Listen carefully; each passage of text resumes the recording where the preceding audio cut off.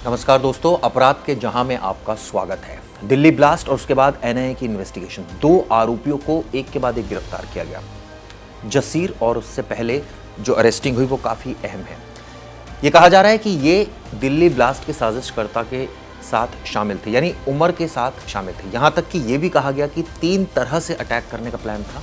जिस तरह से पहले किया, यानी कि कार बम ब्लास्ट, इसके अलावा ड्रोन के जरिए विस्फोट करने का प्लान था और इसके अलावा रॉकेट के जरिए भी प्लान था। इस तरह की जानकारी निकल कर आ रही है। दरअसल जब पूछताछ हुई तो इन्होंने ये खुलासे किए, ऐसा एजेंसी कह रही है, यानी एनआईए कह रही है। एक एक चीज अदालत में सिद्ध करनी पड़ेगी, क्योंकि अगर इस तरह की बात है तो ये बेहद गंभीर बात है। इससे पहले एक वीडियो सामने आया जिसने सबको हैरान कर दिया। ये वीडियो था उमर का। आप सोचिए किस तरह से जहर घुला हुआ है दिमाग में और सुसाइड बॉम्बर साफ साफ नजर आ रहा है और ये कहा जा रहा है, उसको जस्टिफाई किया जा रहा है। आप सोचिए किस तरह की मानसिकता है और किस तरह का ये मेंटल स्टेट है।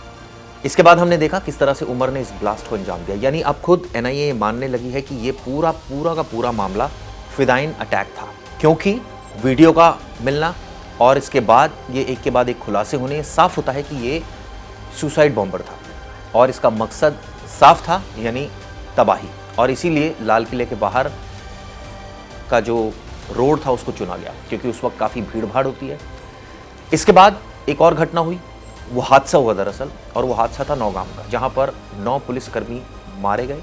सवाल उठा कि क्या वहां भी पुलिसकर्मियों को प्रोफेशनलिज्म, या ये कहें कि एफएसएल की टीम ने प्रोफेशनलिज्म का इस्तेमाल नहीं किया, क्योंकि कैसे ब्लास्ट हो गया, क्यों समझ नहीं आया कि वहाँ जो विस्फोटक पड़ा है वो उसमें ब्लास्ट भी हो सकता है। ऐसे तमाम सवाल खड़े हुए, लेकिन अभी जांच जारी है और जाहिर तौर पर एक एक परिवार के प्रति हमारी सहानुभूति है, जिस तरह से वो लोग मारे गए।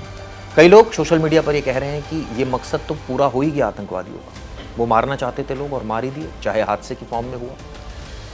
ये बात सच है कि ब्लास्ट की जो बहुत बड़ी साजिश है उसको सरकार ने एक तरह से कहा जाए कंट्रोल कर लिया, नहीं तो शायद इसका जो स्वरूप होता वो कुछ और ही होता।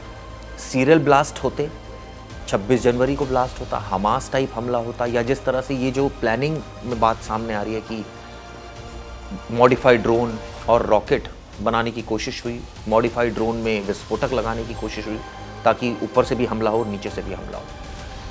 इस तरह की तमाम बातें सामने आ रही है। लेकिन इसको ये कहा जा सकता है कि एक बड़ा हमला तो टला, लेकिन इसको ये कहीं भी नहीं कहा जा सकता कि एजेंसीज के लिए शाबाशी की बात है, क्योंकि इंटेलिजेंस इनपुट पूरी तरह से फेल हुआ। एजेंसी से पता करने में नाकाम साबित रही कि आतंकवादियों की प्लानिंग क्या है, और जब तक पता चला बहुत देर हो चुकी थी। एक सुसाइड बॉम्बर निकला था अपने टारगेट्स को अचीव करने के लिए और उसने कई घंटे तक वो पार्किंग में खड़ा रहा, कोई पूछने वाला नहीं था। अब दिल्ली पुलिस ने एक नया ऐड भी जारी किया और कहा है कि लोगों से अपील की कि आप हमारी आंख और कान बनिए।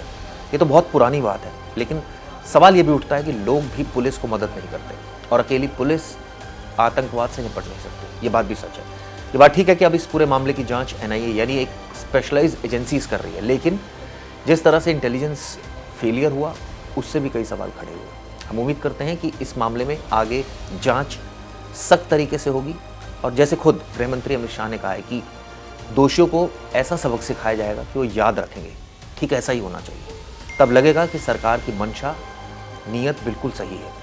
ये बात सच है कि आतंकियों को पकड़ा गया, ये बात सच है कि उनके खिलाफ एक्शन भी जारी है, लेकिन ये भी बात सच है कि इनके बारे में टाइमली जानकारी नहीं मिल पाई, जिसका खामियाजा भुगतना पड़ा। नौगाम के हादसे से भी सीखने की ज़रूरत है, क्योंकि जिस तरह से वहाँ हादसा हुआ कई सवाल खड़े हुए। पुलिस का काम दिनों दिन टफ होता जा रहा है। ये बात सच है कि लोग सपोर्ट नहीं करते। सीसीटीवी और ये कहा जाए कि डिजिटल एविडेंस के ज़रिए पुलिस आगे बढ़ती है, जाँच में आगे बढ़ती है। मुखबिर तंत्र जो है वो एक तरह से बहुत ज़्यादा एक्टिव नहीं रहता और यही वजह है कि जानकारी नहीं मिल पाती।